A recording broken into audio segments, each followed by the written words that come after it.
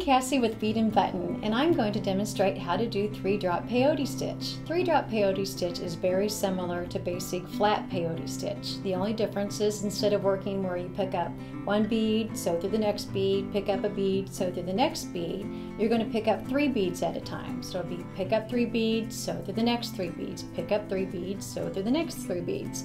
So if you think of it as a unit, we'll consider 3 beads as 1 unit, which would then make it a little bit more simpler to understand. So think of it as picking up 1 unit of 3 beads, sewing through the next unit of 3 beads, pick up a unit, sew through the next unit. And I'm going to demonstrate how to do that with the St. Nicholas pattern that was designed by Josie Fab. So to bring you up to speed, this is the pattern that I've already worked this much of the bracelet. So we are on this row right here, and I like to use a sticky note to keep track of my rows. It makes it a little bit easier to follow. So we're going to, here's my next row that I'm getting ready to complete. We're going to pick up 3 white beads, which will be 1 unit, and we're going to sew through the previous row, which is only half of the squares are showing here. So you'll sew through these 3. You're going to pick up 2 light gray, 1 dark gray bead, and then you're going to sew through the previous unit of 3 beads.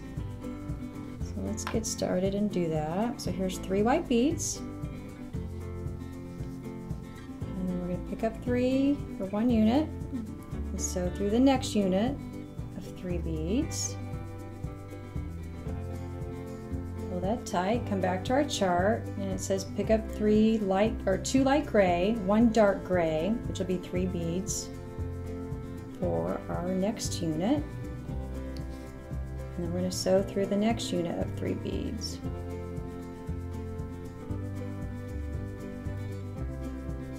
And then our chart says pick up 3 white beads. Now the advantage of using 3 white beads, which you're probably starting to realize as we've done a few of these stitches, is that you can move much more quickly. So your design will go much faster than it would if you were just picking up 1 bead at a time. Alright, so our last row, our unit in this row will be 1 white and 2 dark grays. So 1 white, 2 dark grays, and we'll sew through the next unit of 3 beads. And this is going to complete this row.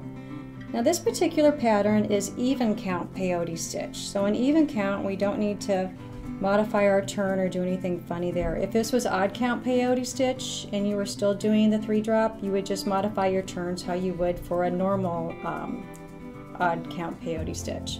So I'm going to mark our row. We just completed this one. I'm going to move my sticky note up,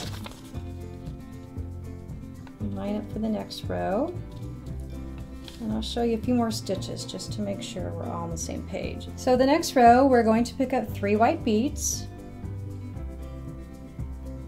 and then this will be 1 unit, and we're going to sew through the next 3 beads for 1 unit.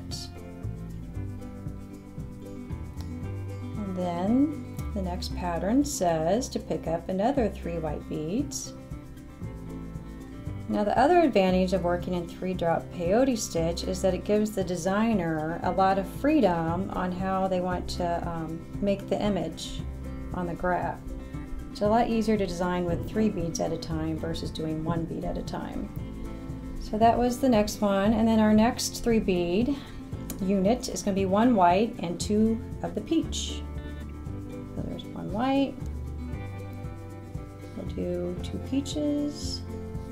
So that's our 1 unit, and we'll sew through the next 3 beads.